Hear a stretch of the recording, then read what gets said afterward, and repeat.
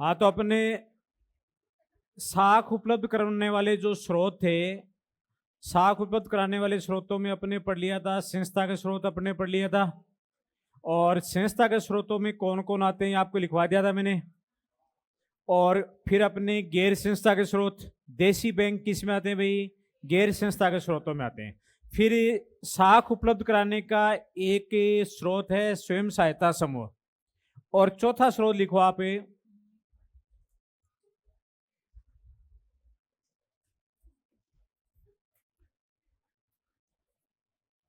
Chit fund,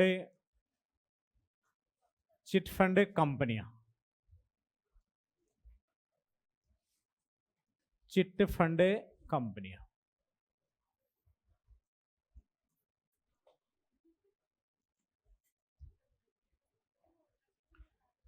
लिखे भाई chit fund कंपनियां। देखो इसमें थोड़ी सी आप पहले एक बार सुन लो, 2-3 लाइनें यहाँ पे, फिर इसमें लिखा दूंगा मैं आपको। देखो पहली बात तो चिट फंड कंपनियों का जो कार्य है वो कौन कर सकता है। कोई भी संस्थागत स्रोत, कोई भी संस्थागत स्रोत या कोई भी स्थायी व्यवसायिक संस्था भी चिट फंड कंपनी बना सकती है। इसके अलावा कुछ मित्र मिलकर के भी चिटफंड कंपनी बना सकते हैं। कहने मतलब संस्थागत स्रोत और गैर संस्थागत जो लोग हैं वो दोनों ही क्या कर सकते हैं, चिटफंड कंपनी चला सकते हैं। अब देखो चिटफंड कंपनी मतलब कोई कंपनी जो चिटफंड की योजना बनाती है, कोई भी कंपनी जो चिटफंड की क्या करती है, योजना बनाती है, उसका नियमन करती है और उनके कार्यों का क्या करती है, नियंत्रण करती है। तो उस कंपनी को क्या कहते हैं अपने, चिटफंड कंपनी कहते हैं। तो एक लाइन लिखो आप पहले,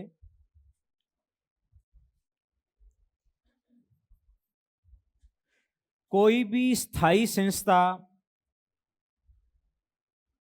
कोई भी स्थायी संस्था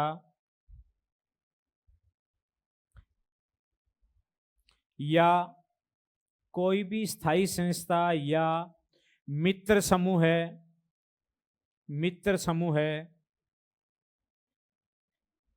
या अन्य लोग, अन्य लोग पारस्परिक लाभ के लिए, पारस्परिक लाभ के लिए, पारस्परिक लाभ के लिए chit fund company, chit fund company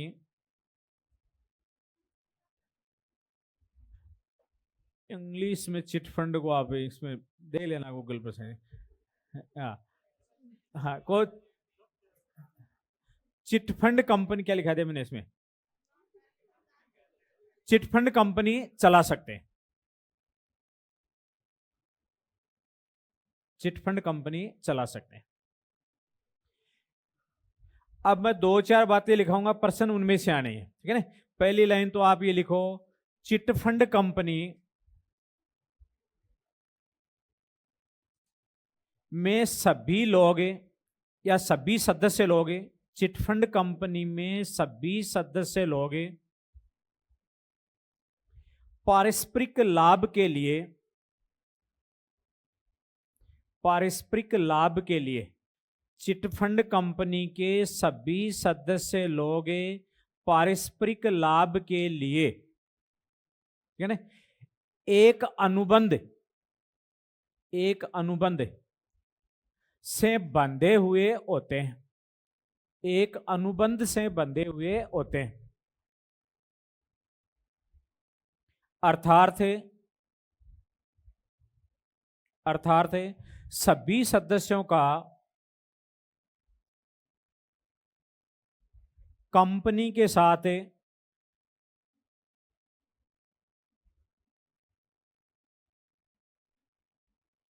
अनुबंध होता है,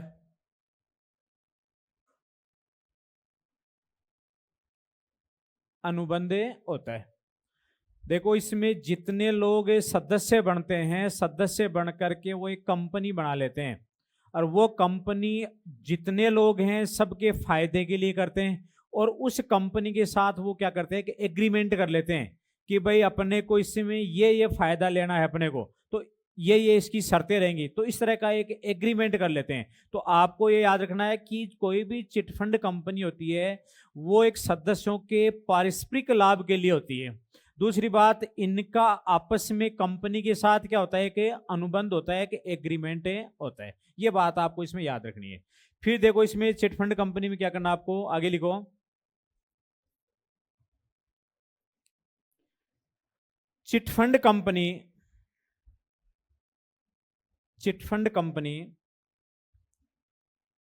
बचत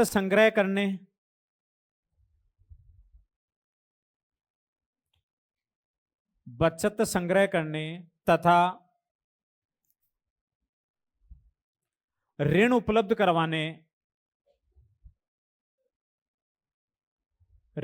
करवाने का एक नवीनतम तरीका है।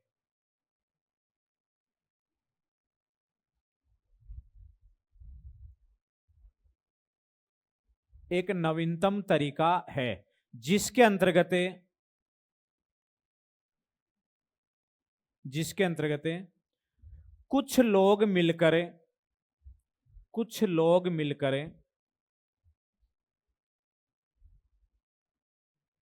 चिटफंड कंपनी का निर्माण करते हैं।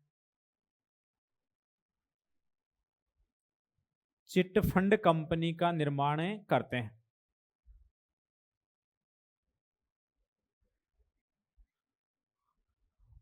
और एक निश्चित सदस्य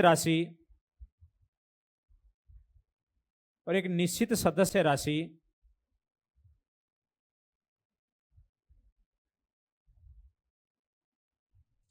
का संग्रह करते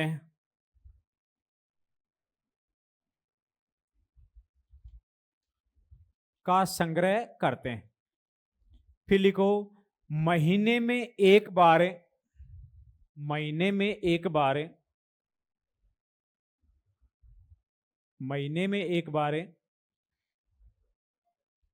निविदा द्वारा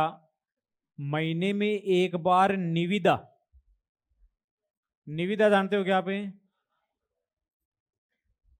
निविदा बोल सकते हो, और इसको एक नाम और दे सकते हो आप, नीलामी। निविदा या नीलामी प्रक्रिया द्वारा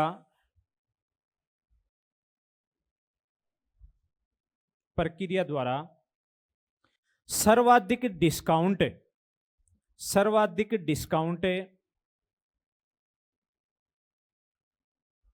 कटवाने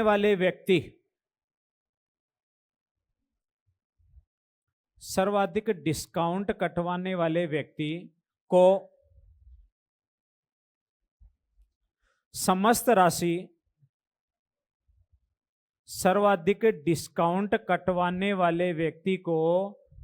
समस्त राशि उपलब्ध करवा देते।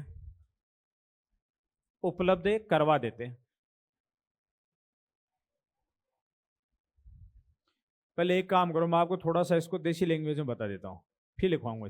इसमें क्या होता है कि कुछ लोग मिलकर के कि भी कह के भाई अपने आपस में अपने को फायदा होगा, किसी को कोई जरूरत पड़ जाए, पैसा सबको मिलता रहेगा, महीने में हर महीने किसी न किसी व्यक्ति को पैसा मिलता रहेगा।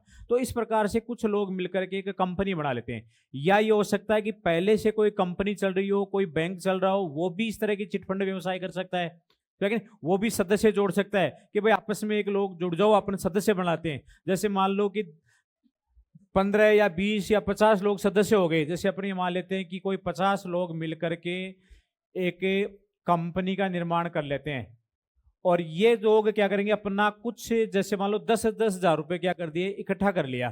तो 50 लोग 10-10 हजार रुपए इकट्ठा कर सकते हैं। तो 50 लोगों ने 10-10 हजार रुपए इकट्ठा कर लिया, तो बताओ कितना रुपया हो जाएगा? 50 लोगों ने 10-10 हजार रुपए इकट्ठा किया तो कितना हो गया? 50,000 को आप गुणा कर दो 10 से, तो कितने हो गए? 5 लाख। कि ये 5 लाख रुपए अपने इकट्ठे हो गए, और अपन क्या करेंगे कि महीने में किसी एक व्यक्ति को, समझ गए, इसका डिस्काउंट काटेंगे, और जो सबसे ज्यादा डिस्काउंट दे रहा है, कोई ये कहते भाई ठीक है इसमें से आप मेरा 20% काट लो या 10% काट लो, तो 5 लाख का 10% काट लेंगे, वो तो हो जाएगा उस कंपनी का लाभांश। वो तो क्या हो जाएगा? उस कंपनी का लाभांश। जैसे 10% काट लिया, 5 लाख का 10% कितना होता है भाई? है 50,000। तो 50,000 रुपए तो इसमें से काट लिए और बाकी बच गए कितने? 4.5 लाख। 4.5 लाख रुपए एक व्यक्ति को एक महीने में दे देंगे। 4.5 लाख रुपए उसके एकदम से आ गए तो सीधी बात है वो आपका कोई भी स्वरोजगार शुरू कर सकता है 4.5 लाख रुपए में। तो उसका कोई धंधा शुरू हो गया। फिर अगले महीने में वो क्या करेंगे? देखो ये जो 50,000 रुपए आ गए ना वो सबका क्या मान लिया जाएगा? लाभांश मान लिया। जो डिस्काउंट कटा है वो सब सदस्यों का क्या हो गया? लाभांश हो गया। उसकी राशि फिक्स कर रखी है कि भाई आपको 10,000 रुपए सबको क्या है महीने में जमा करवाना है। हर महीने 10,000 रुपए जमा करवाना है और हर महीने किसी न किसी व्यक्ति को क्या मिलने हैं? 4.5 लाख रुपए मिलने। अब देखो 10,000 रुपए जमा करवाने हैं और इसमें सारा फंड चला गया नहीं, सिर्फ बचे कितने? उसमें 50,000 रुपए वो डिस्काउंट काटा है। ये डिस्काउंट जो सदस्य है उन सदस्यों का क्या मान लेंगे? लाभांश मान लेंगे। तो 50 सदस्यों का लाभांश कितना हो गया? 1,000 रुपए हो गए ना। अब उनके 1,000 रुपए तो क्या कर देंगे? लेस कर देंगे क्योंकि उनका लाभ बच गया ना। और उनको कितना कितना जमा कराना पड़ेगा? 9,000 रुपए वो क्या करवा देंगे? अपनी किस्तें जमा करवा देंगे। एक प्रकार की मान लो किस्त मान लो, अपना अंश मान लो, वो अंश 9,000 रुपए वो जमा करवा देंगे। फिर अगले महीने समझेंगे, अगले महीने फिर जो मीटिंग होगी उसमें जो लाभार्थी है उसको अपन उसमें शामिल नहीं करेंगे। उसमें गैर लाभार्थी लोग शामिल होंगे और गैर लाभार्थियों में से किसी एक व्यक्ति का या तो आप वो कह सकते हैं कि भाई पर्ची से निकाल लेंगे या फिर पर्ची से नहीं निकाल लेंगे तो निविदा से निकालेंगे कि भाई बताओ सबसे ज्यादा डिस्काउंट कौन देने को तैयार है। या कोई ये कहते भाई मेरा 25% रख लो, दे 25% रख लो, बाकी मुझे दे दो, मुझे बहुत जरूरत है। और जिसको जरूरत है वो क्या कहेगा? भाई मुझे 10,000 काट करके मुझे दे दो। अब मान लो किसी व्यक्ति ने कहते भाई मेरा 25% काट लो और आप बाकी मुझे आप दे दो, तो उसका 25% काट लेंगे और बाकी उसको क्या है पूरी की पूरी रकम उसको सौंप देंगे। वो अपना उससे कोई भी बिजनेस शुरू कर देगा। लेकिन जिसको वो मिला है वो भी अपना किस्त जमा करवाएगा। अब देखो जो लाभांश काटा है, जो डिस्काउंट काटा है, वो सब सदस्यों में लाभांश के रूप में वितरित हो जाएगा। अब वापस अपनी किस्त जमा करवानी तो लाभांश का तो क्या कर देंगे? लेस कर देंगे।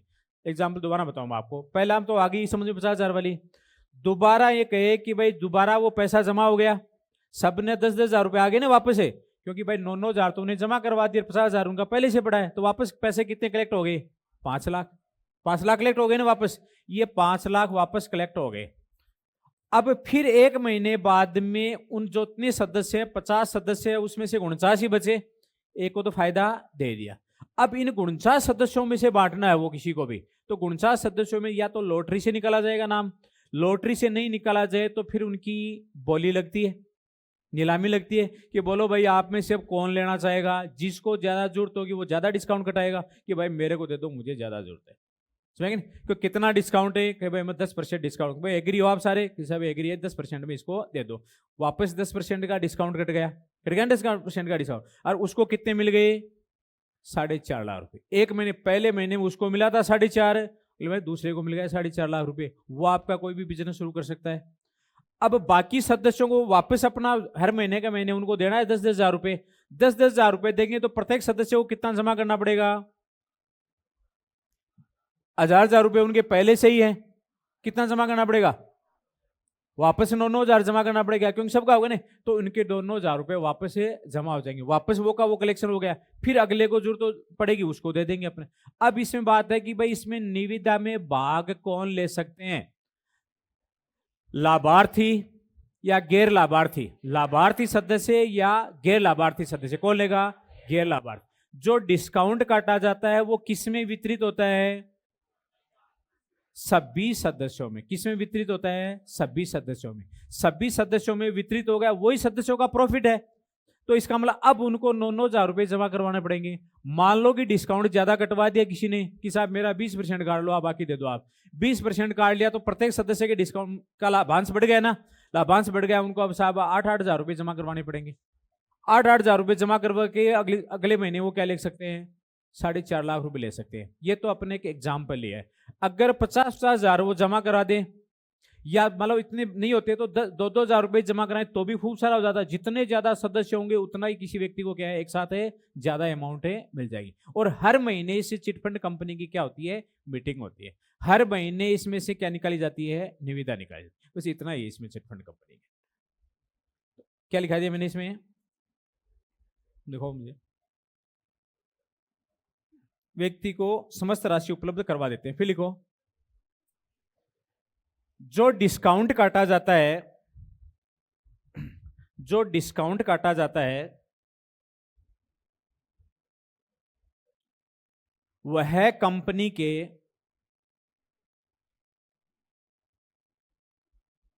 कंपनी के सभी सदस्यों को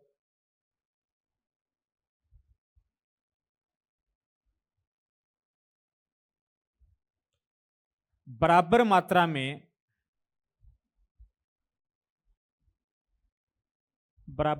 में लाभांश के रूप में, बराबर मात्रा में लाभांश के रूप में वितरित कर दिया जाता है।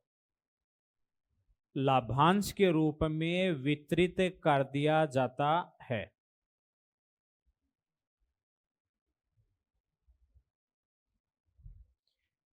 फिर लिखो, नीलामी प्रक्रिया में केवल गैर लाभार्थी सदस्य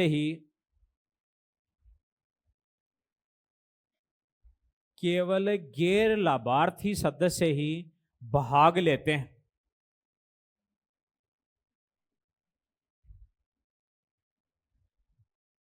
गैर लाभार्थी सदस्य ही भाग लेते हैं, नहीं तो फिर लाभार्थी भाग लेने जाए तो फिर तो उसका दोबारा नंबर आ जाए एक व्यक्ति का। तो इसमें जो लाभार्थी है उसको तो क्या कर देते हैं, आउट कर देते हैं। गैर लाभार्थी सदस्य वो इसके अंदर क्या लेते हैं, भाग लेते हैं। फिर लिखो, प्रत्येक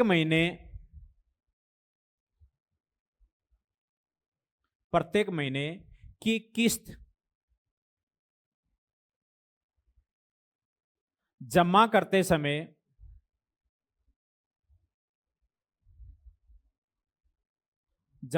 समय लाभांश के अंश को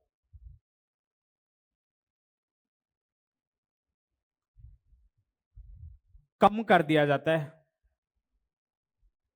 लाभांश के अंश को कम कर दिया जाता है।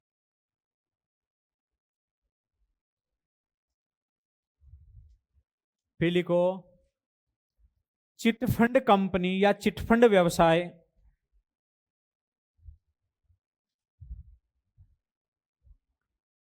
का उद्देश्य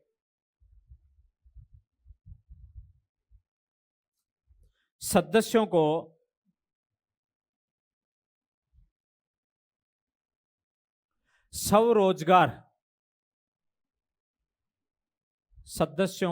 स्वरोजगार उपलब्ध कराने में सहायता प्रदान करना है।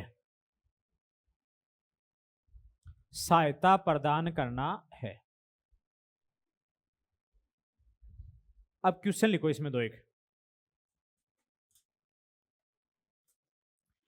लिखो, चिटफंड कंपनी के संबंध में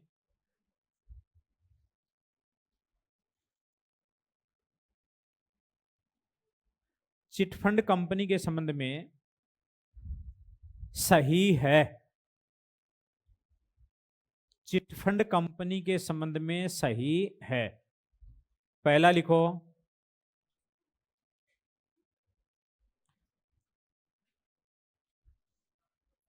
सभी सदस्य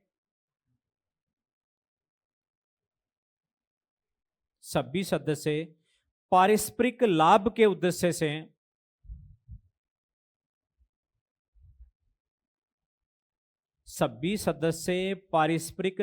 उद्देश्य से जुड़े हुए होते हैं। पारस्परिक लाभ के उद्देश्य से जुड़े हुए होते हैं। वह अपन सब ने फायदो है चीजों। दूसरा लिखो, सभी सदस्यों का, या सभी के बजाय प्रत्येक सदस्य का लिख लो, प्रत्येक सदस्य का कंपनी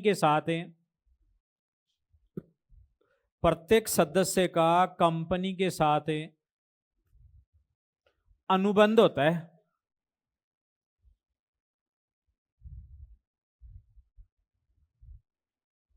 कंपनी के साथ अनुबंध होता है, मतलब एग्रीमेंट होता है उसका। ठीक है। तीसरी बात लिखो, मासिक नीलामी प्रक्रिया में, मासिक नीलामी प्रक्रिया में केवल केवल गैर लाभार्थी सदस्य ही, केवल गैर लाभार्थी सदस्य ही भाग लेते हैं, गैर लाभार्थी सदस्य ही भाग लेते हैं। और 4 नंबर लिख लो, उपरोक्त सभी। तो इसमें कौन सा आ जाएगा? 4 नंबर कर दो इसमें, उपरोक्त सभी। यह आपका हो गया चिटफंड व्यवसाय या चिटफंड कंपनी। अब देखो अपने को क्या क्या और पढ़ना है। एक तो अपने को पढ़ना है बैंकों का राष्ट्रीयकरण, ठीक है ना। एक बैंकों के राष्ट्रीयकरण के अलावा आपको पढ़ना है प्राथमिकता प्राप्त क्षेत्र, ठीक है ना। फिर उसके बाद में आपको पढ़ना है अपने को अग्रणी बैंक योजना, एक अग्रणी बैंक योजना पर भी प्रश्न आता है, वो पढ़ना है। फिर इसके अलावा आपने को पढ़ना है क्षेत्रीय ग्रामीण बैंक, इस पे प्रश्न पूछ सकते हैं। और नाबार्ड पे प्रश्न पूछ सकते हैं आपसे। और एक व्यापारिक बैंकों के कार्यों के ऊपर क्वेश्चन पूछते हैं। तो मैं बिल्कुल शॉर्ट में आपको ये चीजें करवा देता हूं भाई। अगर थोड़ा सा मान लो कि सिलेबस को थोड़ा सा ऊपर उठा करके यदि पूछते हैं तो ये चीजें प्रश्न आ सकते हैं आपके एग्जाम में। तो लिखो आप बैंकों का राष्ट्रीयकरण।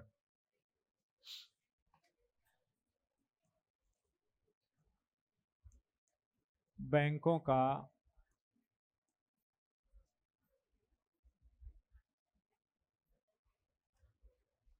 का राष्ट्रीयकरण।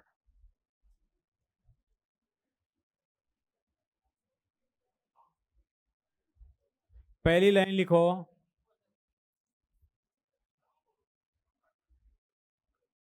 लिखाऊंगे बैंकों के राष्ट्रीयकरण में।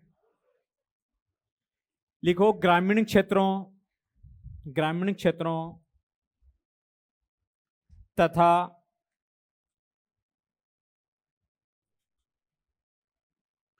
अर्ध शहरी क्षेत्रों, ग्रामीण क्षेत्रों तथा अर्ध शहरी क्षेत्रों, अर्ध शहरी क्षेत्रों मतलब कस्बे जो होते हैं ना छोटे छोटे, अर्ध शहरी क्षेत्रों में बैंकिंग शाखाओं का विस्तार करने, बैंकिंग शाखाओं का विस्तार करने तथा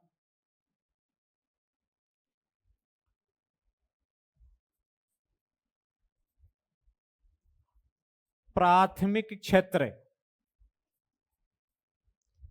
क्षेत्र को ऋण उपलब्ध करवाने, प्राथमिक क्षेत्र को ऋण उपलब्ध करवाने के उद्देश्य से, ऋण उपलब्ध करवाने के उद्देश्य से 19 जुलाई 1969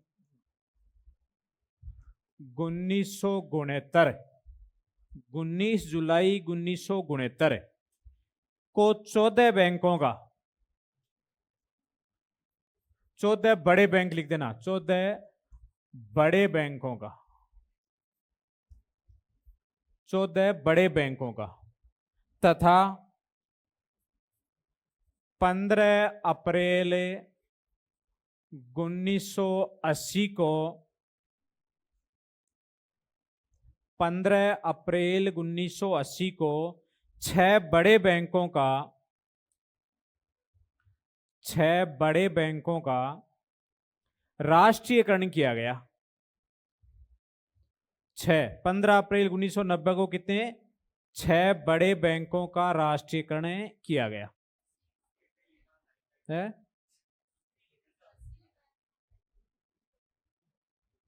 15 जुलाई 1969 को और 15 अप्रैल 1980 को, 80 तो बोल रहा हूं, 90 बोल गया क्या मैं? 80 करना भाई। 15 अप्रैल 1980 को 680 पढ़ना भाई मैं, 1980 को 6 बड़े बैंकों का राष्ट्रीयकरण किया गया। 80 कर लेना भाई इसको, अगर मैं गलत बोल गया। हाँ 80 क्या ना, चलो ठीक। अब आप सुनो, देखो इसमें कितने प्रश्न आ गए हैं। आप जो मैंने 2-3 लाइन लिखा है इसमें कितने प्रश्न आ गए हैं।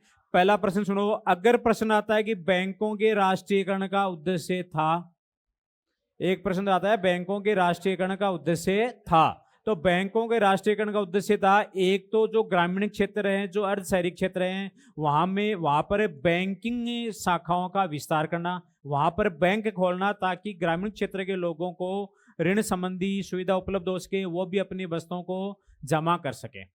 क्लियर तक। दूसरा उद्देश्य था प्राथमिक क्षेत्र को ऋण उपलब्ध करवाना। तो अगर आपके प्रश्न आ जाए कि बैंकों के राष्ट्रीयकरण का उद्देश्य क्या था, तो आपको 2 उद्देश्य बताने। एक तो बैंक शाखाओं का विस्तार करना, भाई ग्रामीण क्षेत्र में भी बैंक शाखाएं खोलना। दूसरा है प्राथमिक क्षेत्र को ऋण उपलब्ध करवाना।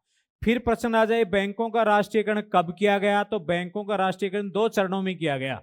2 चरण है। पहले चरण के अंदर 19 जुलाई 1969 को 14 बड़े बैंकों का राष्ट्रीयकरण किया गया। मतलब वो बड़े बैंक जिनकी जमाएं 5 करोड़ से क्या थी, ज्यादा थी, उनका राष्ट्रीयकरण कर दिया गया। दूसरा चरण में 15 अप्रैल 1980 को उन 6 बड़े बैंकों का राष्ट्रीयकरण किया गया जिनकी जमाएं 200 करोड़ या उससे ज्यादा थी। ठीक है ना। तो टोटल कितने बैंकों का राष्ट्रीयकरण हो गया, 20 बैंकों का राष्ट्रीयकरण हो गया था। लेकिन बाद में 1993 में न्यू बैंक ऑफ इंडिया को पीएनबी में शामिल कर दिया गया, जिससे राष्ट्रीयकृत बैंकों की संख्या घट करके कितनी हो गई, 19 होगी। लेकिन आपको ये चीजें याद नहीं रखनी है, आपको सिर्फ याद रखना है कि बैंकों का राष्ट्रीयकरण क्यों किया गया, फिर आपको याद रखना है कि बैंकों का राष्ट्रीयकरण कब कब किया गया। कब 19 जुलाई को कितने बैंकों का किया गया, 15 अप्रैल 1980 को कितने बैंकों का किया गया। आपके लिए इतना ही बहुत है। क्लियर यहां तक। अब प्रश्न आता है कि बैंकों का जो राष्ट्रीयकरण किया गया था, इसका एक उद्देश्य अपने पढ़ा था कि प्राथमिक क्षेत्र को ऋण उपलब्ध करवाना। अब आता है कि ये प्राथमिक क्षेत्र क्या है, तो हेडिंग डालो प्राथमिक क्षेत्र।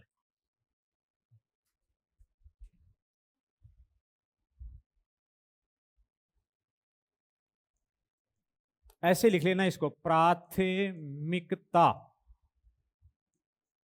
प्राप्त क्षेत्र, प्राथमिकता प्राप्त क्षेत्र, प्राथमिकता प्राप्त क्षेत्र।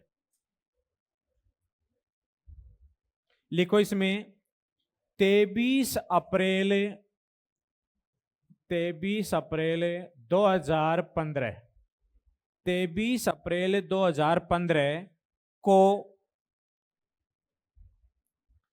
प्राथमिक क्षेत्र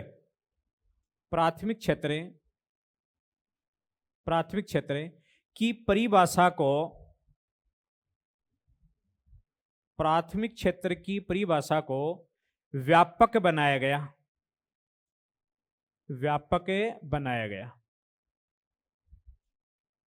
प्राथमिक क्षेत्र की परिभाषा को व्यापक बनाया गया। इसमें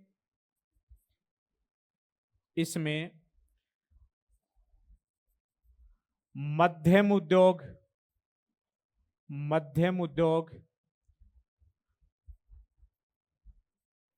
नवीकरणीय ऊर्जा तथा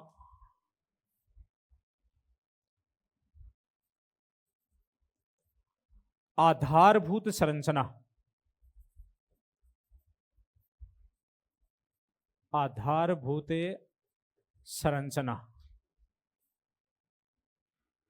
को भी शामिल कर दिया गया है। आधारभूत संरचना को भी शामिल कर दिया गया है। आधारभूत संरचना को भी शामिल कर दिया गया। देखो प्राथमिकता प्राप्त क्षेत्र का मतलब लोन देते समय जिनको प्राथमिकता दी जाएगी, समझ गया तक।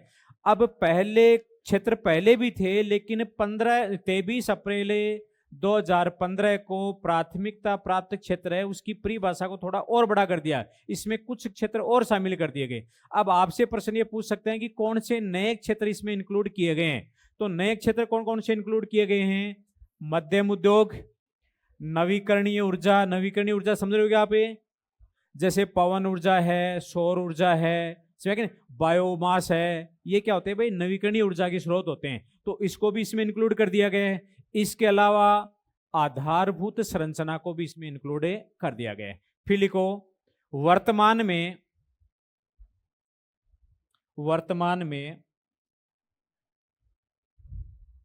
प्राथमिकता प्राप्त क्षेत्र,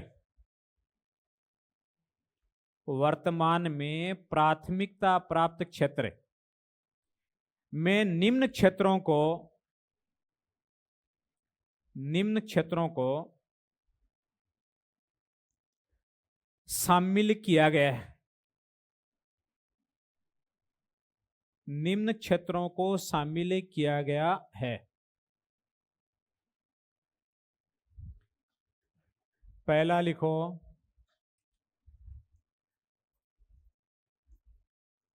कृषि ऋण, दूसरा लिखो आवास ऋण, तीसरा लिखो अति लघु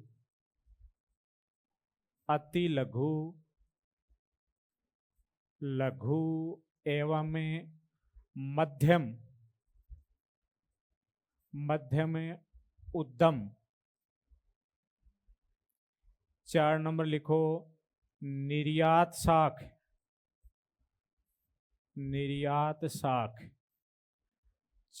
5 नंबर लिखो शिक्षा ऋण।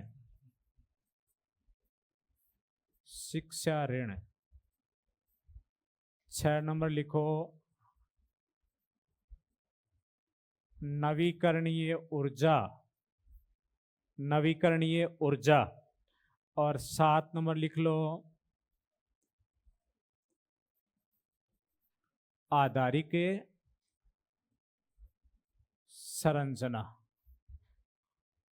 संरचना। और 8 नंबर लिख लो अन्य का मतलब और भी कोई शामिल इसमें कर सकती है किसी आदेश दे करके। अन्य लिख लिया आपने? तो प्राथमिकता प्रश्न आ जाए कि निम्न में से प्राथमिकता प्राप्त क्षेत्र में शामिल है या शामिल नहीं। तो प्राथमिकता प्राप्त क्षेत्र में ये शामिल किया गया है। इसका मतलब हो गया कि बैंक जो लोन देंगे तो इन क्षेत्रों को लोन देने में प्राथमिकता बरतेंगे। आगे यहां तक। अब है कि भाई जो राष्ट्रीयकृत बैंक है उनके लिए अनिवार्य कर दिया है। नीचे लिखो, ये लिख लिया ना आपने? लिखो आगे, लिखो राष्ट्रीयकृत बैंकों के लिए ये अनिवार्य किया गया है कि वे अपने निवल ऋणों का मतलब शुद्ध ऋणों का, अपने निवल ऋणों का कम से कम 40%, अपने निवल ऋणों का कम से कम 40%, अपने निवल बोल रहा हूं मैं, निवल ऋणों का, अरे निवल याद नहीं तो आप ये लिखो जितना लोन दे रहे हैं उनका 40%, अपने निवल ऋणों का कम से कम 40% प्राथमिकता प्राप्त क्षेत्र को, प्राथमिकता प्राप्त क्षेत्र को उपलब्ध करवाना होगा।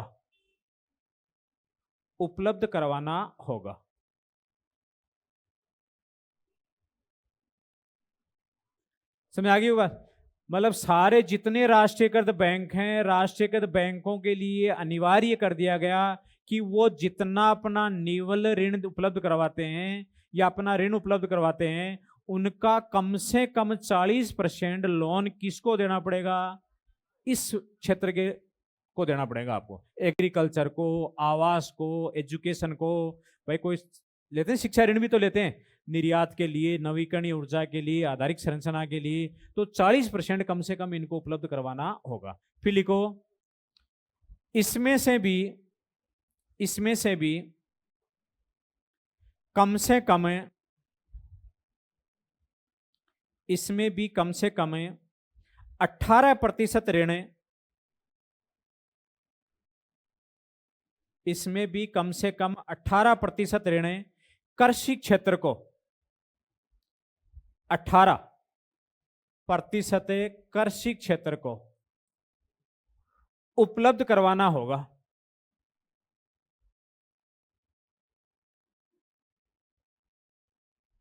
उपलब्ध कराना होगा, मतलब राष्ट्रीयकृत बैंक जितना लोन दे रहे हैं उसका 18%, कम से कम 18% किसको देना पड़ेगा? केवल एग्रीकल्चर क्षेत्र को उनको देना पड़ेगा। और अगर प्रश्न आ जाएगा कितना, कम से कम कितना % ऋण उनको प्राथमिक क्षेत्र को देना पड़ेगा, तो 40% उनको प्राथमिक क्षेत्र को देना पड़ेगा। क्लियर यहां तक? ये लाइन इसमें आपको याद रखनी है। अब देखो, जब बैंकों के लिए ये बाध्य कर दिया गया कि भाई आप उनको इतना लोन आपको रियायती दरों पर देना है, तो सीधी सीधी बात है कि भाई राष्ट्रीयकृत बैंकों की लाभदायकता गिरी है। ठीक है ना? अब प्रश्न आ जाएगा आपके कि राष्ट्रीयकृत बैंकों की जो लाभदायकता गिरी है, तो उस गिरती हुई लाभदायकता की जांच करने के लिए कौन सी कमेटी का गठन किया गया? तो इसमें 2 कमेटियां बनाई गई थी। पहली तो कमेटी जो बनी थी वो 1991 में बनी थी, एम नरसिम्हम समिति, जो उसमें तो आएगा वित्तीय क्षेत्र में सुधार हेतु कौन सी समिति का गठन किया गया था, तो आपका उत्तर होना चाहिए एम नरसिम्हम समिति। फिर उसके बाद में आएगा कि फिर बैंकिंग क्षेत्र में सुधार के लिए कौन सी समिति गठित की गई थी, तो भी वो कौन सी थी? एम नरसिम्हम समिति। और बैंकिंग सुधार समिति ने जो अपनी रिपोर्ट दी थी वो कब दी थी? 1998 में। लिखो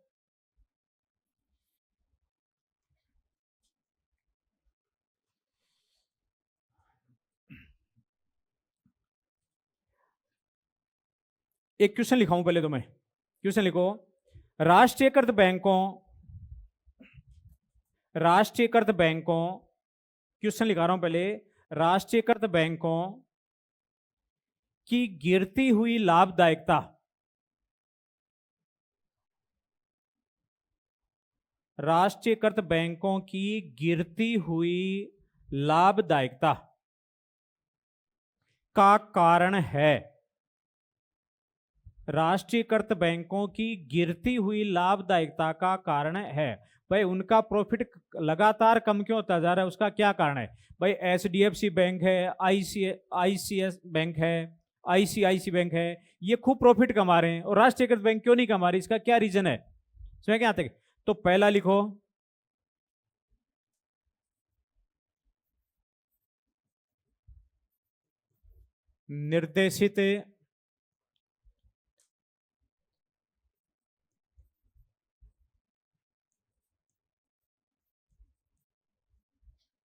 निर्देशित साख कार्यक्रम है। दूसरा लिखो,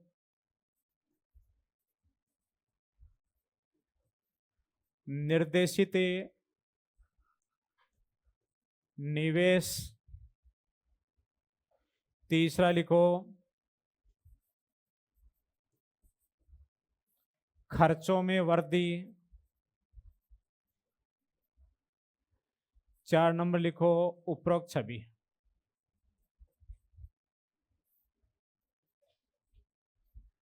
उपरोक्त छवि।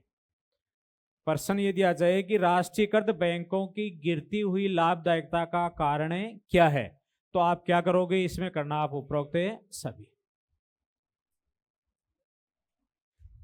लिख लिया आपने? अब देखो, निर्देशित साख कार्यक्रम, इसका मतलब बैंकों को अपने हिसाब से लोन देने के लिए छूट नहीं दी गई है। इनको निर्देशित किया गया है कि आप लोन दो, उसका 40% लोन आपको किसको देना पड़ेगा? प्राथमिकता प्राप्त क्षेत्रों को देना पड़ेगा। किस ब्याज पर देना पड़ेगा ये भी गवर्नमेंट तय करती है कि एग्रीकल्चर के लिए कोई लोन लेते हो तो आप इससे ज्यादा ब्याज नहीं लोगे आप।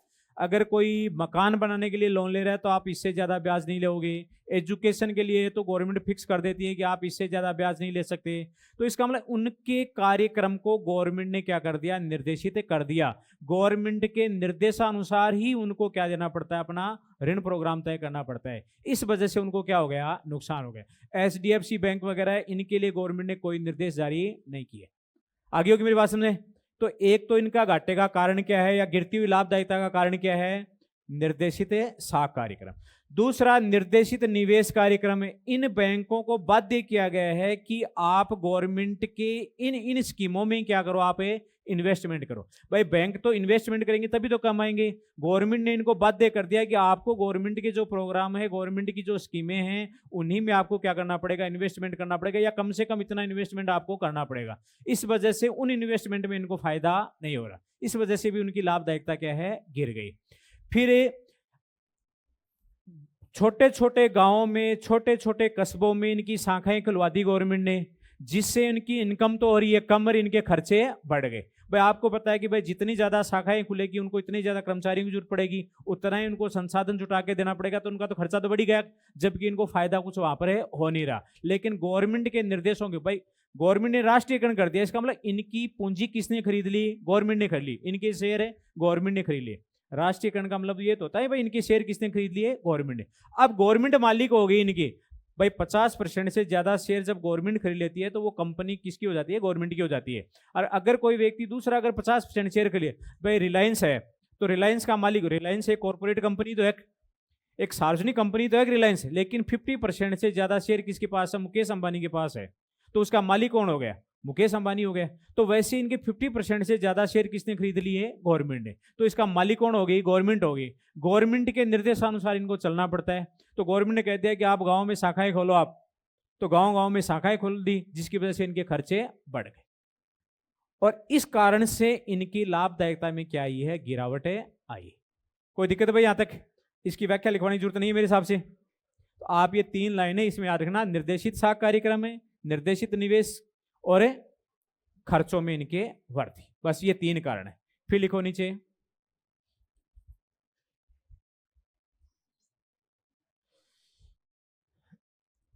वित्तीय क्षेत्र, नीचे और कंडीशन लगाएगा, वित्तीय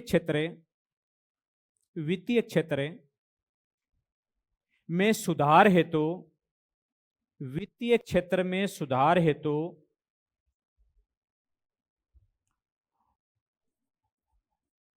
वर्ष 1991, वित्तीय क्षेत्र में सुधार हेतु वर्ष 1991, भाई ये वित्त से जुड़ा हुआ तो मामला है।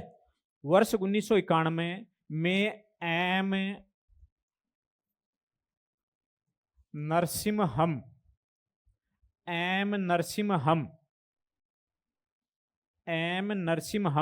समिति का गठन किया गया। एम नरसिम्हम समिति का गठन किया गया। ये प्रश्न भी बहुत बार पूछते हैं एग्जामों के अंदर। एम नरसिम्हम समिति का गठन किया गया। फिर लिखो, बैंकिंग क्षेत्र में सुधार हेतु, बैंकिंग क्षेत्र में सुधार हेतु पुनः, बैंकिंग क्षेत्र में सुधार हेतु पुनः एम नरसिम्हम समिति, एम नरसिम्हम समिति का गठन किया गया।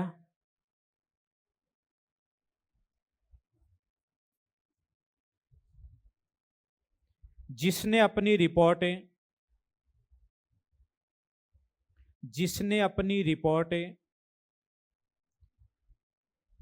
1998 में, जिसने अपनी रिपोर्ट 1998 में सरकार को सौंपी, सरकार को सौंपी। क्लियर थी बात? तो एक तो ये राष्ट्रीयकरण वाली बात हो गई। प्राथमिक क्षेत्र कौन सा होता है, क्या क्या उसमें शामिल किया गया है, वो आपको प्राथमिक क्षेत्र को कितना लोन देना अनिवार्य है वो आपको लिखवा दिया। अब आप एक लिख लो,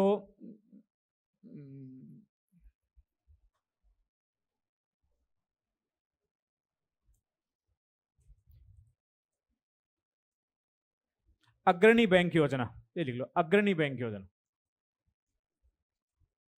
अग्रणी बैंक योजना।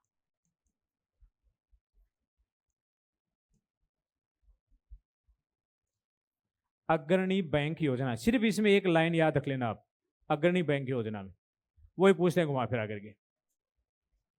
लिखाओ इसमें, अग्रणी बैंक योजना में लिखो इसमें नरीमन समिति, नरीमन समिति, ती बढ़ाएगा छोटा रहे, तुम लिख लेना, नरीमन समिति तथा गाडगिल, गाडगिल, नरीमन समिति तथा गाडगिल अध्ययन दल,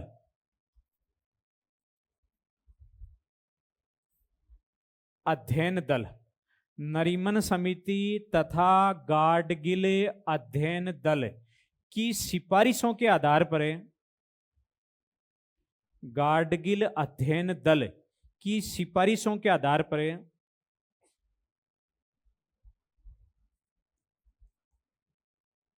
दिसंबर 1969, दिसंबर 1969 में अग्रणी बैंक योजना, अग्रणी बैंक योजना शुरू की गई। अग्रणी बैंक योजना शुरू की गई। इस योजना के अंतर्गत, इस योजना के अंतर्गत किसी एक बड़े बैंक को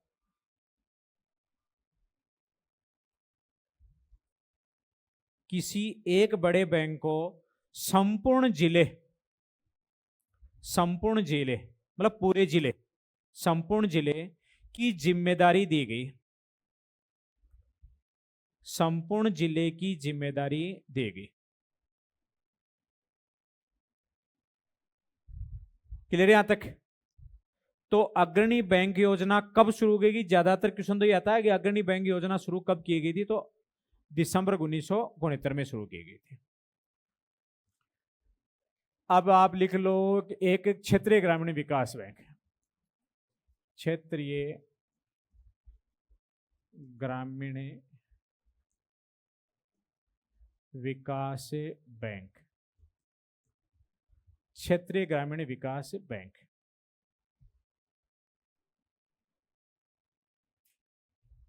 इसके अंदर लिखो दूर दराज के, दूर दराज के, दूर दराज के ग्रामीण क्षेत्रों को, दूर दराज के ग्रामीण क्षेत्रों को बैंकिंग सुविधाएं, बैंकिंग सुविधाएं उपलब्ध करवाने,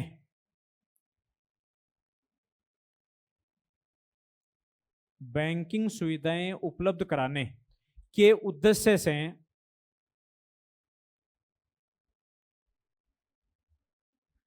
अक्टूबर 1975, अक्टूबर 1975, अक्टूबर 1975 में क्षेत्रीय ग्रामीण बैंक,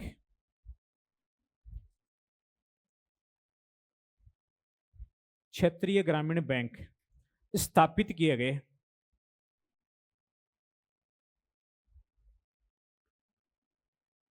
क्षेत्रीय ग्रामीण बैंक स्थापित किए गए। दूर दराज के जो गांवों के लोग हैं उनको बैंकिंग सुविधा उपलब्ध कराने के लिए क्या किए गए थे? क्षेत्रीय ग्रामीण बैंक स्थापित किए गए थे। कब? अक्टूबर 1975 के अंदर। फिर लिखो क्षेत्रीय ग्रामीण बैंकों में, क्षेत्रीय ग्रामीण बैंकों में केंद्र सरकार, केंद्र सरकार, कोमा लगाओ, राज्य सरकार तथा तथा प्रवर्तक बैंक, प्रवर्तक बैंक, प्रवर्तक बैंक का हिस्सा, प्रवर्तक बैंक का हिस्सा क्रमशः, प्रवर्तक बैंक का हिस्सा क्रमशः 50%, कोमा लगाओ 15% तथा 35% है, 35%। दोबारा सुन लो, मैंने आपको लिखा है कि क्षेत्रीय ग्रामीण बैंक क्यों स्थापित किए गए, दूर दराज के ग्रामीण क्षेत्रों को बैंकिंग सुविधा उपलब्ध कराने के लिए। कब स्थापित किए गए, अक्टूबर 1975 में स्थापित किए गए थे। क्लियर यहाँ तक। अब इन बैंकों में जो हिस्सेदारी है उसमें सेंट्रल गवर्नमेंट की हिस्सेदारी कितनी है, 50% है। स्टेट गवर्नमेंट की हिस्सेदारी कितनी है, 15% है। और प्रवर्तक बैंक की हिस्सेदारी कितनी है, 35%। प्रवर्तक बैंक का मतलब प्रमोटर बैंक होता है। जैसे देखो, आप इस नवलगढ़ रोड पर चलते हो तो एक बैंक आता है बड़ौदा क्षेत्रीय ग्रामीण बैंक, तो बड़ौदा बैंक है वो इसका क्या है, प्रवर्तक बैंक है, जिसका नाम पहले लगता है इसके, बड़ौदा क्षेत्रीय ग्रामीण बैंक लिखा हुआ है ना। तो उसमें बड़ौदा बैंक की हिस्सेदारी कितनी है, 35%। वो इसका क्या है, प्रवर्तक बैंक है, इसके नाम से वो बैंक चलता है। देखो, पहले इसकी संख्या बढ़ करके, पहले 6 स्थापित हुए थे, फिर इनकी संख्या बढ़ बढ़ करके 196 तक पहुंच गए थे।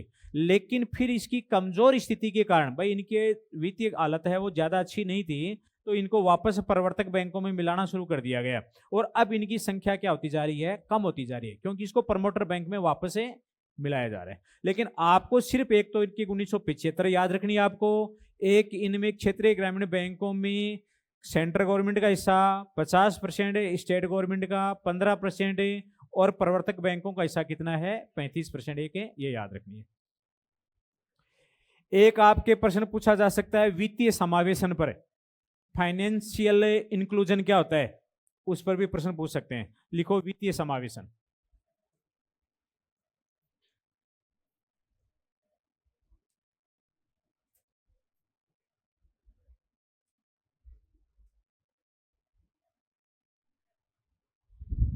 वित्तीय समावेशन,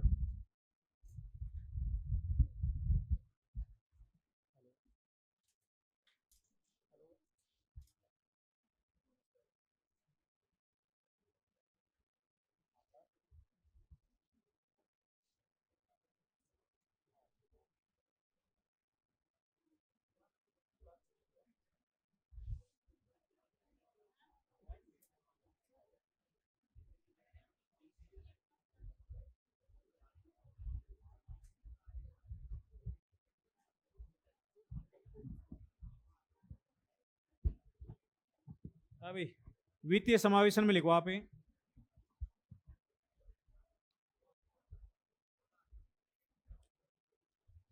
समाज के कमजोर वर्ग, समाज के कमजोर वर्ग जैसे सीमांत कर्षक, जैसे सीमांत कर्षक, लघु कर्षक,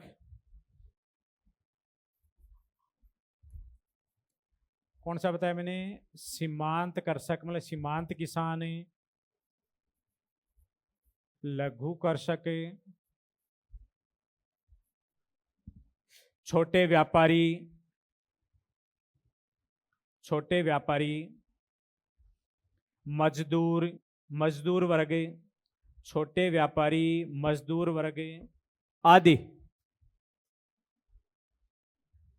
आदि को बैंकिंग सुविधाओं से, बैंकिंग सुविधाओं से जोड़ना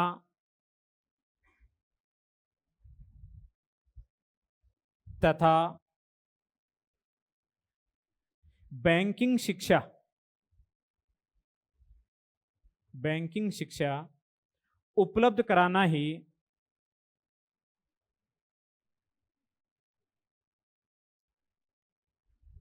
वित्तीय समावेशन कहलाता है।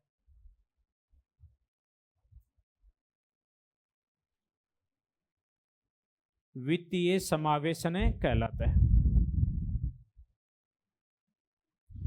तो वित्तीय समावेशन का मतलब समाज का जो कमजोर वर्ग है, जो बैंकिंग सुविधाओं से अभी वंचित है, जो अब बैंकों में न तो अपनी बचतें जमा करवाते हैं, न बैंकों से लोन लेते हैं, या नए बैंकों में अपने अकाउंट खुलवाते हैं, बैंकों के संबंध में जिनका कोई नॉलेज नहीं है, ऐसे लोगों को बैंकों से जोड़ना, बैंकिंग संबंधी लोन, बैंकिंग संबंधी उनको जानकारी देना कि भाई आप बैंकों से इतना ये फायदा आप उठा सकते हो, और बिल्कुल उनको रियायती दरों पर ये सुविधा उपलब्ध करवाना। ये जो प्रोसीजर है, ये जो काम कर रही है गवर्नमेंट है, उसी का नाम क्या है? वित्तीय समावेशन, जिसको बोलते हैं फाइनेंशियल, नहीं सॉरी, हाँ, फाइनेंशियल इंक्लूजन बोलते हैं जिसको। फिर लिखो, वित्तीय समावेशन है, नीचे एरो का निशान लगा लियो, वित्तीय समावेशन है का और अधिक, वित्तीय समावेशन का और अधिक प्रसार करने के लिए, वित्तीय समावेशन का और अधिक प्रसार करने के लिए सरकार ने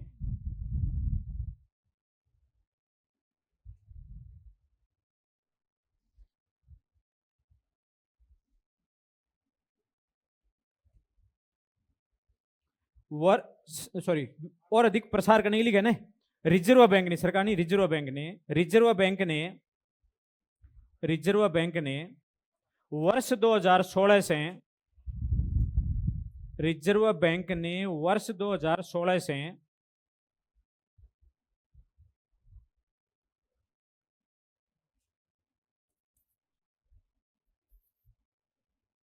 वर्ष 2016 से भुगतान बैंक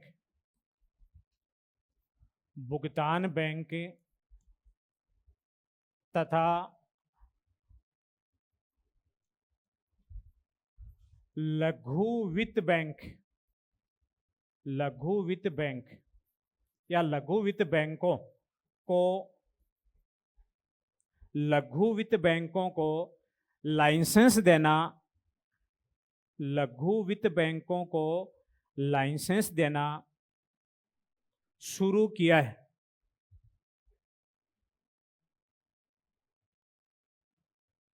लघु वित्त बैंकों को लाइसेंस देना शुरू किया है। तो अगर प्रश्न आ जाए कि आरबीआई द्वारा भुगतान बैंक और लघु वित्त बैंकों को लाइसेंस दिए जा रहे हैं, इसके पीछे मुख्य उद्देश्य क्या है? वित्तीय समावेशन को बढ़ावा देना।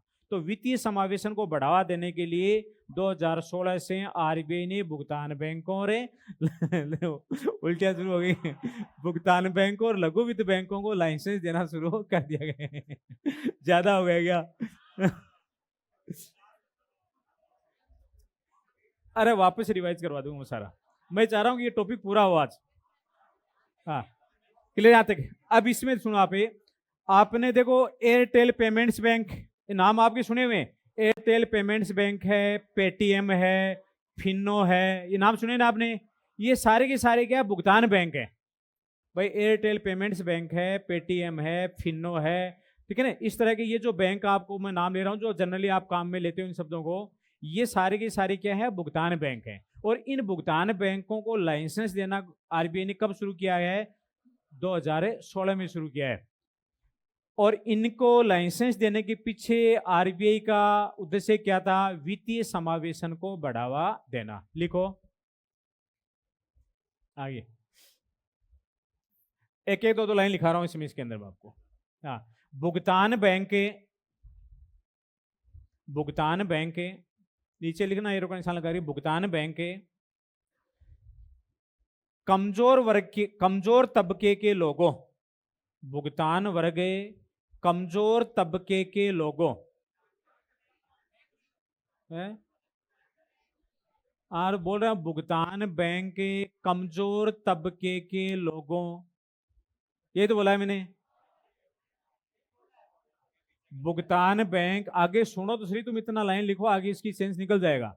भुगतान बैंक कमजोर तबके के लोगों जैसे जैसे दिहाड़ी मजदूर, दिहाड़ी मजदूर जानते हो दिहाड़ी मजदूर है, दिहाड़ी मजदूर, लघु किसान,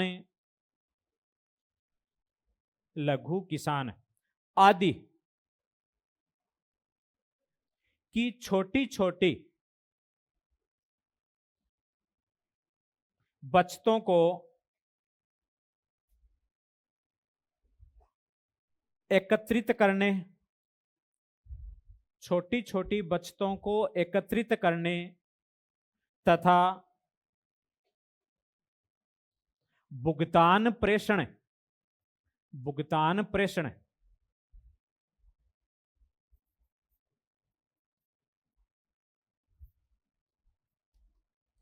भुगतान प्रेषण की सुविधाएं, भुगतान प्रेषण की सुविधाएं प्रदान करते हैं,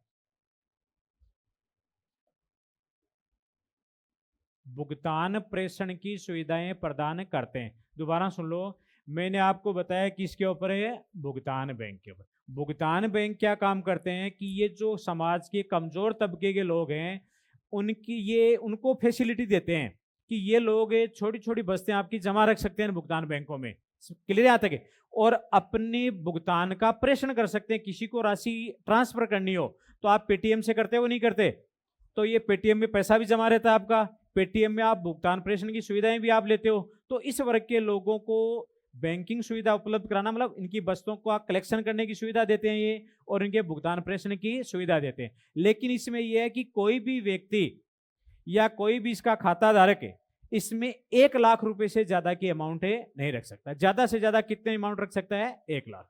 लिखो, भुगतान बैंकों में भुगतान बैंकों में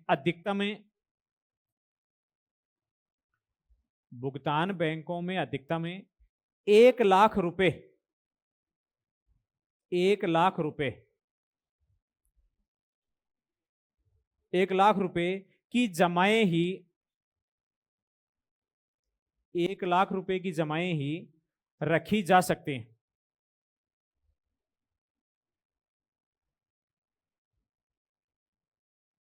एक लाख रुपए की जमाएं ही रखी जा सकती हैं। लिख लिया आपने? फिर लिखो एक लाइन है, भुगतान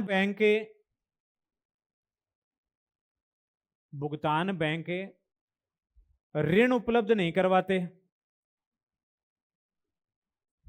भुगतान बैंक ऋण उपलब्ध नहीं करवाते, अर्थात क्रेडिट कार्ड जारी नहीं करते, क्रेडिट कार्ड जारी नहीं करते। क्रेडिट कार्ड से आप परिचित होंगे मेरे हिसाब से। तो भुगतान बैंक है वो क्रेडिट कार्ड जारी नहीं करते। क्रेडिट कार्ड से क्या होता है कि आपको लोन मिल जाता है, समझ क्या आता है? क्रेडिट कार्ड से आप पेमेंट कर सकते हो किसी का भी, वो आपका एक लोन होता है। तो ये लोन उपलब्ध नहीं कराते, आप इसको ये कह सकते हो कि ये क्रेडिट कार्ड जारी नहीं करते भुगतान। तो है अब कर दिया होगा फिर सर। हाँ, डेबिट कार्ड तो देते हैं, डेबिट कार्ड जारी करते हैं, क्रेडिट कार्ड नहीं देते हो मेरे साथ।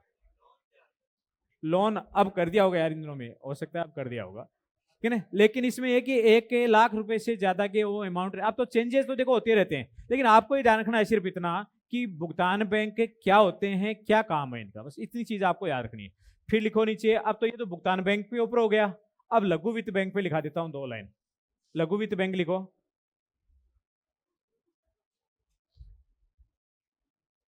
लघु वित्त बैंक।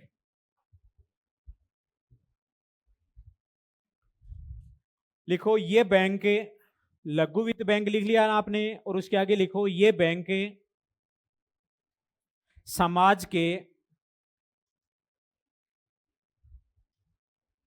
के कमजोर वर्ग, समाज के कमजोर वर्ग के लोगों, कमजोर वर्ग के लोगों कि बचते जमाएं करने, बचते जमाएं करने और ऋण उपलब्ध करवाने, ऋण उपलब्ध करवाने, लोन, ऋण उपलब्ध करवाने का कार्य करते हैं।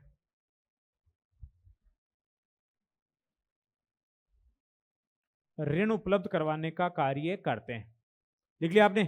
फिर लिखो लघु वित्त बैंकों में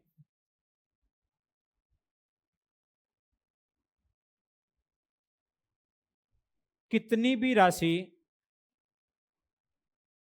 लघु वित्त बैंकों में कितनी भी राशि जमा रखी जा सकती है, कितनी भी राशि जमा रखी जा सकती है। भाई जैसे भुगतान बैंकों में तो लिमिट थी कि भाई 1 लाख रुपए से ज्यादा आप नहीं रख सकते, लेकिन लघु वित्त बैंकों में इस तरह की कोई बंदी से नहीं है। लेकिन ये दोनों किसको बढ़ावा देते हैं? वित्तीय समावेशन को बढ़ावा देते हैं दोनों। और ये ध्यान भाई लघु वित्त बैंक है वो क्रेडिट कार्ड जारी करते हैं, भाई लोन देते हैं तो इसका मतलब क्रेडिट कार्ड जारी करते हैं लघु वित्त बैंक। हो गया तक है? कौन से बैंक की है? कौन से बैंक आएंगे? नहीं नहीं, एसबीआई बैंक नहीं, दूसरे जो मतलब जो कमजोर वर्ग, हालांकि अभी लघु वित्त बैंकों का कोई एग्जांपल मैं आपको बता नहीं सकता कि भाई कौन सा है, हाँ, लेकिन इसमें ये बैंक आएंगे, ये लोगों को क्या बस्तों को भी जमा करें, उनके लोन भी देने का काम ये करेंगे इसके अंदर। होगी इतनी बात थी। फिर आपसे पूछा जा सकता है बैंकों के ऊपर एक इंद्रधनुष योजना लिखो।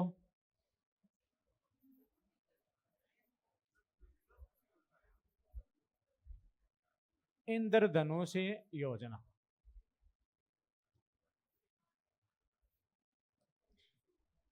इंद्रधनुष योजना, इसमें लिखो, एक ही लाइन लिख लो आप,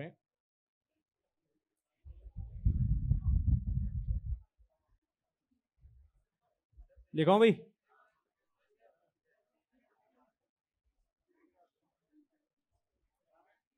देखो इसके अंदर सार्वजनिक क्षेत्र, सार्वजनिक क्षेत्र, सार्वजनिक क्षेत्र की निष्पत्ति सुधार हेतु, सार्वजनिक क्षेत्र की निष्पत्ति का मतलब परफॉर्मेंस, निष्पत्ति सुधार हेतु, लिख लिया ना सभी ने, निष्पत्ति सुधार हेतु अगस्त 2015 में, अगस्त 2015 में 7 बिंदु कार्यक्रम शुरू किया गया, 7 बिंदु कार्यक्रम शुरू किया गया, जिसे 7 बिंदु कार्यक्रम शुरू किया गया, जिसे इंद्रधनुष योजना, इंद्रधनुष योजना नाम दिया गया है, इंद्रधनुष योजना नाम दिया गया है। 7 बिंदु कार्यक्रम है। अब इसमें जो प्रश्न बनता है वो ऐसे बन जाता है कि भाई इंद्रधनुष योजना का संबंध किससे है, तो आप मौसम से मत कर देना, आप इंद्रधनुष योजना का संबंध किससे है? सार्वजनिक क्षेत्र के बैंकों की निष्पत्ति सुधार से है, उनकी परफॉर्मेंस के सुधार से है। ये 7 बिंदु कार्यक्रम है। हो गया तक? अब मेरे हिसाब से तो आपके बैंक वाला जो टॉपिक है वो कंप्लीट हो गया है। अब आपको मैं क्वेश्चन करवाता हूं, देखिए जो एग्जामों में पूछे हुए हैं।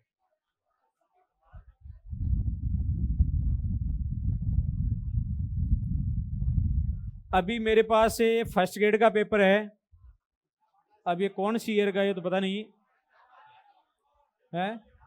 नाबार्ड रह गया क्या? लिखो तो नाबार्ड लिखो। है तो पुराना ही, अरे उसमें क्या है, तो पसंद तो वही है थे। हाँ। नाबार्ड लिखाना ना आपको, NABARD.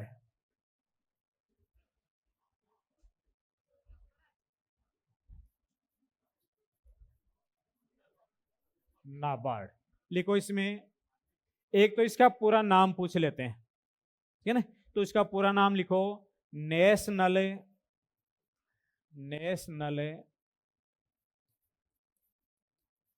Bank for agriculture, national bank for agriculture and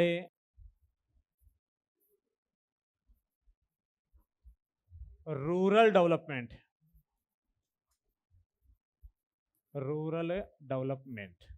ये तो इसका पूरा नाम हो जाएगा, national bank for agriculture and rural development. और हिंदी में इसको क्या कह देंगे, राष्ट्रीय कृषि एवं ग्रामीण विकास बैंक।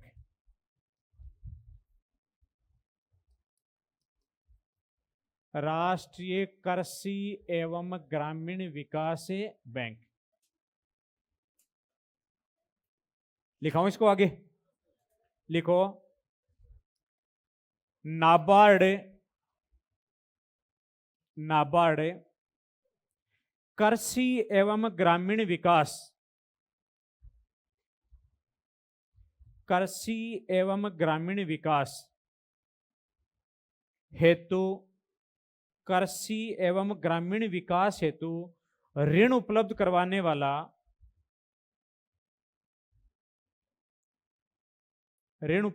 वाला, देश का सर्वोच्च बैंक है,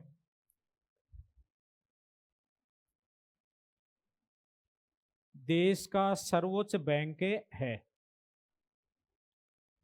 जिसकी स्थापना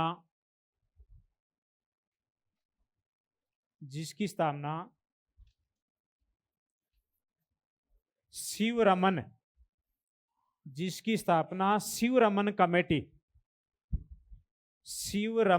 कमेटी, जिसकी स्थापना शिवरमन कमेटी की सिफारिशें, शिवरमन समिति या कमेटी की सिफारिशें 12 जुलाई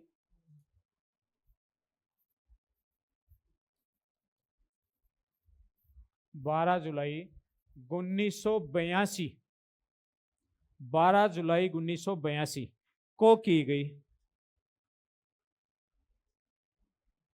12 जुलाई 1982 को की गई। कौन सी कमेटी की सिफारिशें, शिवरमन कमेटी की सिफारिशें की गई। क्लियर थी बात। फिर लिखो नाबार्ड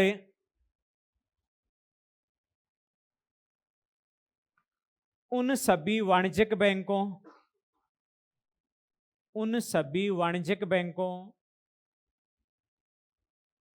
कोमा लगाओ, सहकारी बैंकों, उन सभी वाणिज्यिक बैंकों, कोमा लगाओ, सहकारी बैंकों तथा वित्तीय संस्थाओं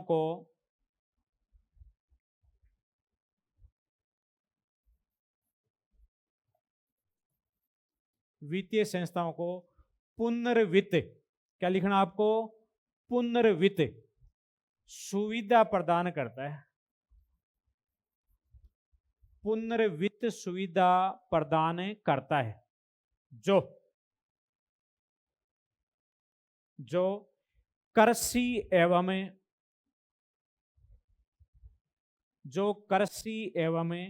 ग्रामीण क्षेत्र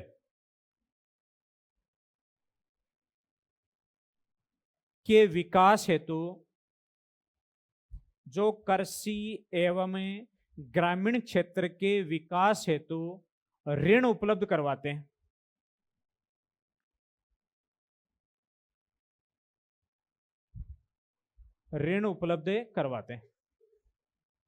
लिख लिया आपने। मैंने आपको लिखा है कि भाई नाबार्ड है वो क्या करता है कि पुनर्वित्त सुविधा देता है। किसको देता है ये पुनर्वित्त सुविधा, उन बैंकों को, उन वाणिज्यिक बैंकों को देता है, उन सहकारी बैंकों को देता है, उन वित्तीय संस्थाओं को देता है जो किसको लोन देते हैं, ग्रामीण क्षेत्र के विकास के लिए लोन देते हैं, जो कृषि के विकास के लिए लोन देते हैं, उनको ये पुनर्वित्त सुविधा देता है। ठीक है ना, पुनर्वित्त सुविधा देता है। इसका मतलब नाबार्ड है वो खुद डायरेक्ट किसानों को लोन नहीं देता है। लिखो, नाबार्ड प्रत्यक्ष रूप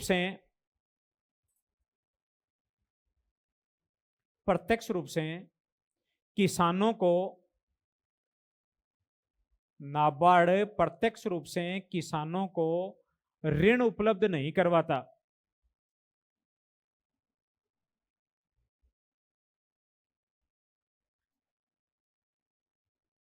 प्रत्यक्ष रूप से ऋण उपलब्ध नहीं करवाता। तो ये आपका नाबार्ड भी कंप्लीट हो गया।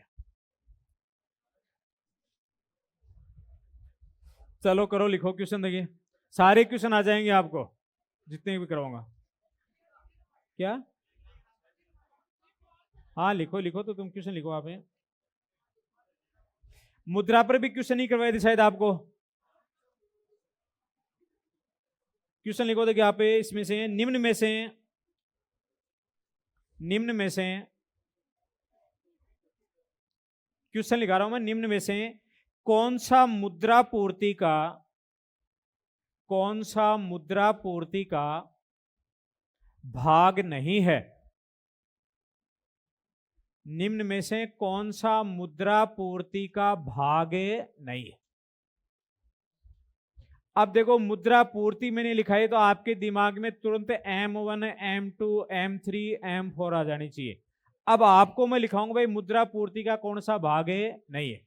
पहला ऑप्शन लिखो, जनता के पास रखी हुई करेंसी। जनता के पास रखी हुई करेंसी, लिख लिया। दूसरा लिखो, व्यापारिक बैंकों के पास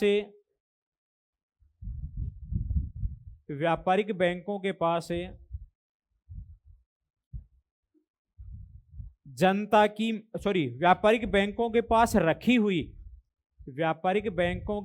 रखी हुई जनता की मांग जमाएं। जनता की मांग जमाएं। दो ऑप्शन लिख लिए। तीसरा लिखो, व्यापारिक बैंकों के पास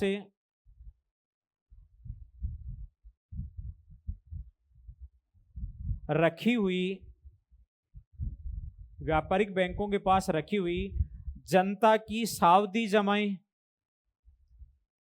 व्यापारिक बैंकों के पास रखी हुई जनता की सावधि जमाएं, मतलब टाइम डिपॉजिट, सावधि जमाएं। 3 लिख लिया आपने। 4 नंबर लिखो, जिसका दिमाग क्लिक करना था वो तो कर गया।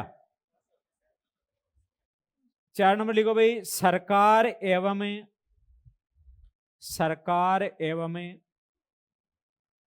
बैंकों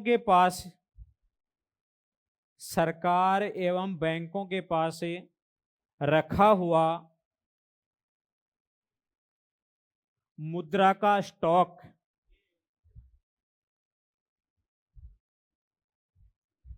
सरकार एवं बैंकों के पास रखा हुआ मुद्रा का स्टॉक। बताओ इसमें से मुद्रा पूर्ति का भाग कौन सा नहीं है? 1 नंबर। अरे इसमें 2 नंबर, 3 नंबर। ये मतलब तारा बराबर है, तारा कतो पढ़ा दो बोला। आप वो कितना है पढ़ा दो, आपके सब बराबर है। मैं दे लिया। आपको मैंने बताया क्या कि जब भी मुद्रा पूर्ति की बात आती है आपके दिमाग में आ जाना चाहिए M1 का कंसेप्ट आ जाना चाहिए, M2 का कंसेप्ट आ जाना चाहिए, M3 का आ जाना चाहिए, M4 का आ जाना चाहिए। अब मुझे बताओ M1 में क्या आता है? ये भी मुद्रा पूर्ति का एक कंसेप्ट है। क्या आता है इसमें? जनता के पास रखी हुई करेंसी आती है, बैंकों की मांग जमाएं आती हैं और RBI की अन्य जमाएं आती हैं। ये तो लिखा था आपने। M2 में क्या लिखा था? M1 प्लस डाकघरों के बचत बैंक की जमाएं लिखी थी। M3 में क्या लिखा था, M1 प्लस बैंकों की सावधि जमाएं रखी हुई थी, समझ गए नहीं। अब आप देखो, पहला है जनता के पास रखी हुई करेंसी, ये M1 में नहीं आई गया, तो मुद्रा पूर्ति का भाग नहीं है क्या ये। दूसरा है व्यापारिक बैंकों के पास रखी हुई जनता की मांग जमाएं, मांग जमाएं भी M1 में आ रही नहीं कि मुद्रा पूर्ति का भाग है, ये भी है। तो कोई ऐसे बोले साहब 1 नंबर 2 नंबर, अरे ये है मुद्रा पूर्ति के भाग है, तो आप दिमाग लगाए क्यों नहीं देते उतरे। तीसरा है व्यापारिक बैंकों के पास रखी हुई जनता की सावधि जमाएं, ये टाइम डिपॉजिट M3 में कर रहे हैं ना अपने। अब मुझे बताओ ये 4 नंबर सरकार बैंकों के पास रखा हुआ मुद्रा के स्टॉक कब लिखाया था, किसने लिखाया था, ये नहीं लिखाया ना, तो फिर ये होगा उत्तर। बिना दिमाग लगाए उत्तर देते हो।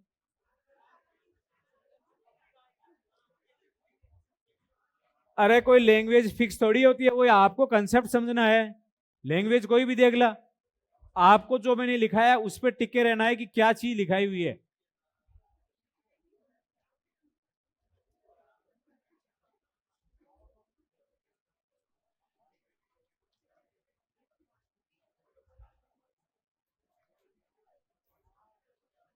अगला क्वेश्चन लिखो,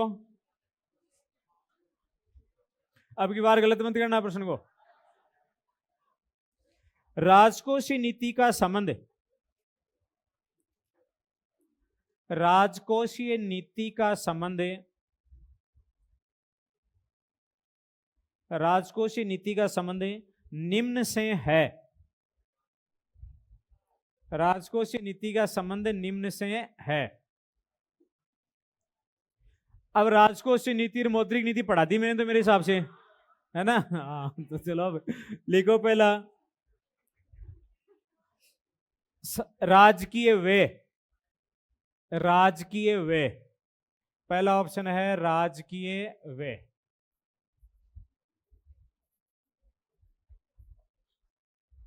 दूसरा लिखो करारोपण, करारोपण।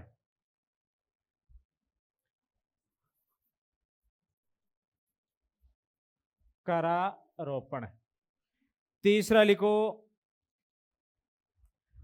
आर्थिक संवृद्धि दर को प्रभावित करना, आर्थिक संवृद्धि दर को प्रभावित करना।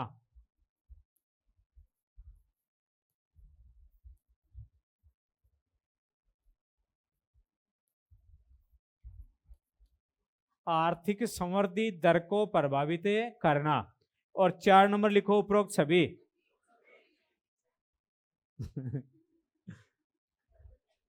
तो इसमें कर दो उपरोक्त सभी। देखो राजकोषीय नीति का उद्देश्य पूछे तो भी वही है, मौद्रिक नीति का पूछे तो भी वही है। क्या बताया था उद्देश्य, राजकोषीय नीति और मौद्रिक नीति का उद्देश्य क्या बताया था, कौन बेरो लिखो, क्वेश्चन लिखो। क्वेश्चन नहीं, आप ऐसे लिखो, इसके नीचे लिखो मेरे को निशान लगा करके आप। राजकोषीय नीति, राजकोषीय नीति एवं मौद्रिक नीति का उद्देश्य, राजकोषीय नीति एवं मौद्रिक नीति का उद्देश्य,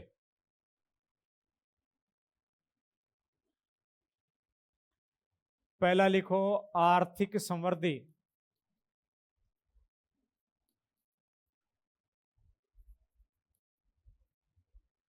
दूसरा लिखो कीमत स्थिरता,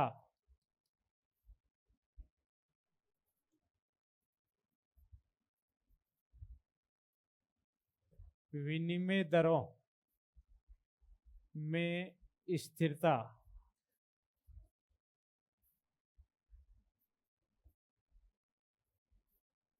पूर्ण रोजगार की प्राप्ति, पूर्ण रोजगार की प्राप्ति। अब इसमें आर्थिक समृद्धि है कि नहीं है ना। तो ये भी तो राजकोषीय नीति का पार्ट है। भाई राजकोषीय नीति का संचालन कौन करती है, गवर्नमेंट करती है। गवर्नमेंट का उद्देश्य क्या है कि गवर्नमेंट अपने सार्वजनिक व्यय या सरकारी व्यय को, अपने करों को, अपने बजट को इस प्रकार से लागू करे कि आर्थिक समृद्धि हो, अर्थव्यवस्था ग्रोथ करे, समझा कि नहीं, कीमत स्थिरता बनी रहे, मुद्रास्फीति या मंदी की स्थिति नहीं आए, विनिमय दरों में स्थिरता बनी रहे, समझा कि नहीं, और देश के लोगों को रोजगार मिले, मतलब देश में पूर्ण रोजगार की सिचुएशन आ जाए। ये तो उद्देश्य होता है गवर्नमेंट का, और इसी उद्देश्य के अकॉर्डिंग वो कर लगाती है, उसी अकॉर्डिंग वो क्या करती है, अपने खर्चों को करती है, अपने बजट का निर्माण करती है। और ये उद्देश्य किसके हैं भाई? मौद्रिक नीति के। मौद्रिक नीति का संचालन कौन करता है? आरबीआई करता है।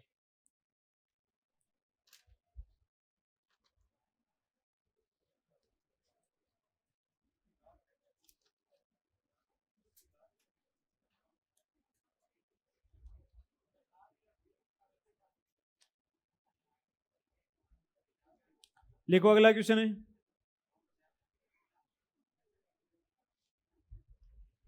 निम्नलिखित में से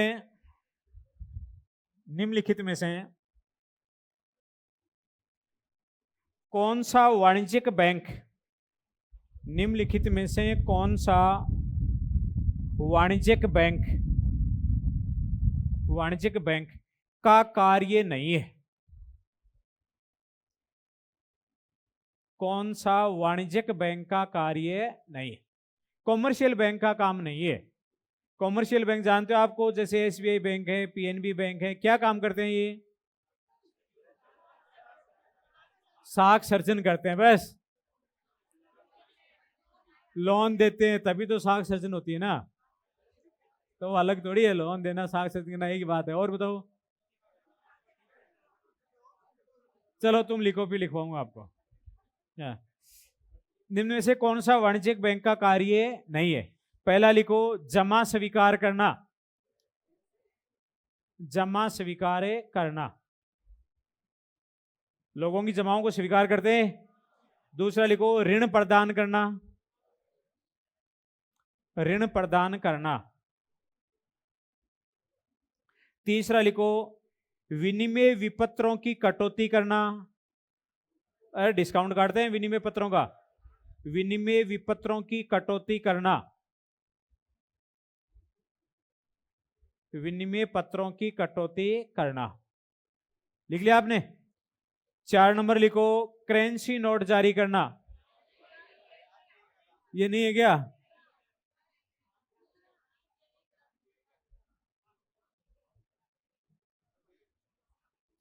तो इसमें कौन सा करोगे?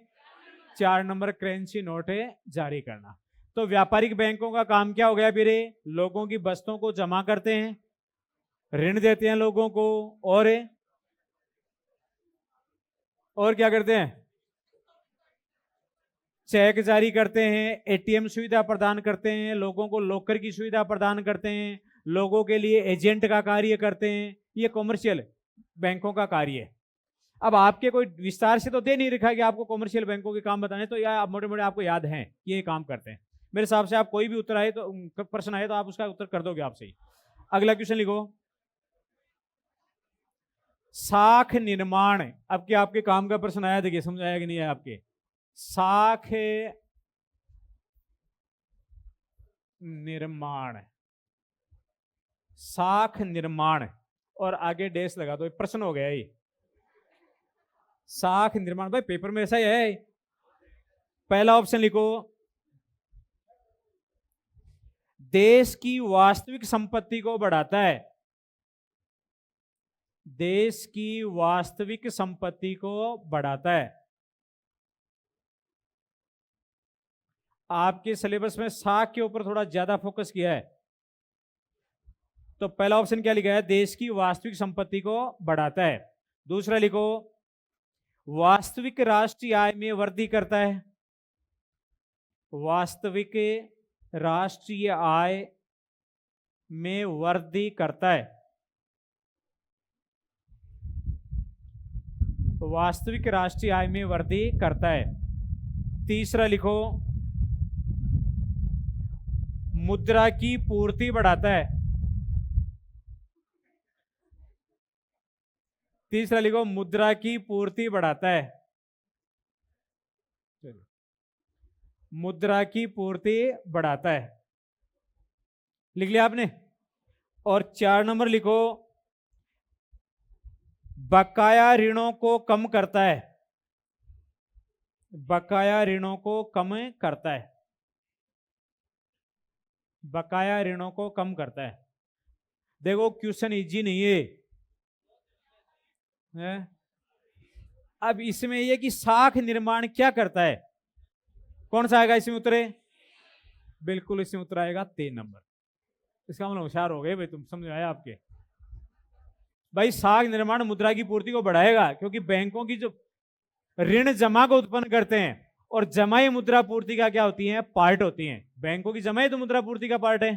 तो इसमें आपका उत्तर सही है, मुद्रा की पूर्ति बढ़ाता है। और एक क्वेश्चन, अगला क्वेश्चन लिखो। निम्न में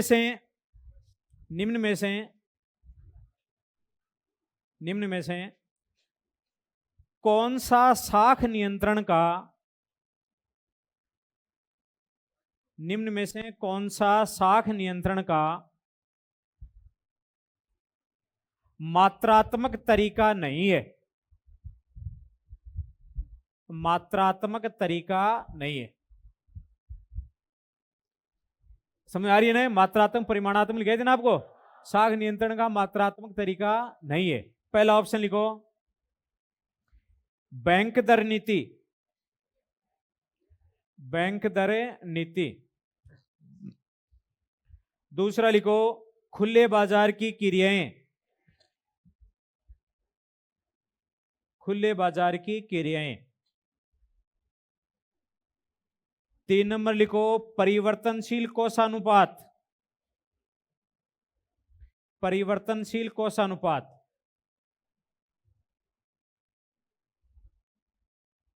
4 नंबर लिखो, मार्जिन का निर्धारण। मार्जिन का निर्धारण 4 नंबर। बताओ भाई कौन सा आएगा? है 3 नंबर आएगा क्या? आ गया 3 नंबर। 1 नंबर आएगा। अरे परिमाणात्मक मौद्रिक नीति में मैंने आपको बैंक दर, CRR, SLR, रेपो दर, रिवर्स रेपो दर, MSF पर खुले बाजार की क्रियाएं। अब इसमें पहला तो पूछा है मात्रात्मक तरीका नहीं है, नहीं पूछा है, तो बैंक दर तो है, बैंक दर नीति तो है कि। दूसरा खुले बाजार की क्रियाएं भी हैं, 2 में तो डाउट होना नहीं चाहिए।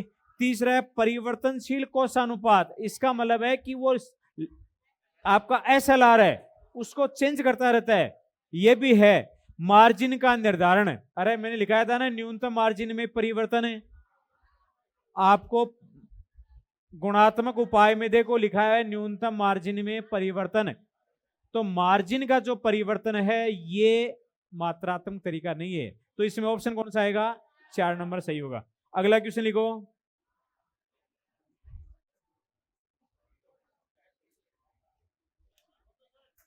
एक मिनट रुको यार, बस 1-2 क्वेश्चन हो रहे हैं।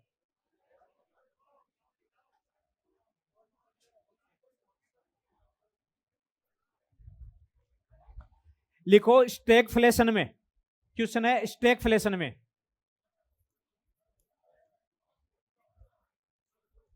स्टैगफ्लेशन लिखाया हुआ ना आपको, स्टैगफ्लेशन है।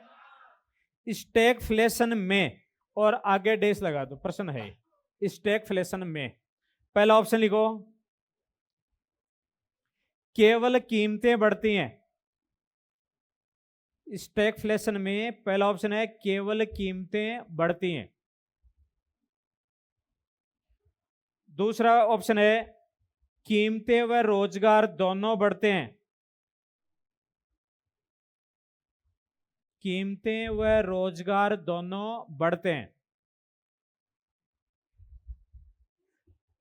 3 नंबर लिखो, उत्पादन और रोजगार, उत्पादन और रोजगार में वृद्धि के बिना, उत्पादन और रोजगार में वृद्धि के बिना कीमतें बढ़ती हैं। कीमतें बढ़ती हैं। और 4 नंबर लिखो, मौद्रिक मजदूरी में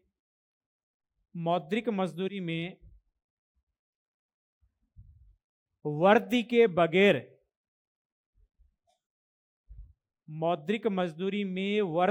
बगैर कीमतें बढ़ती हैं।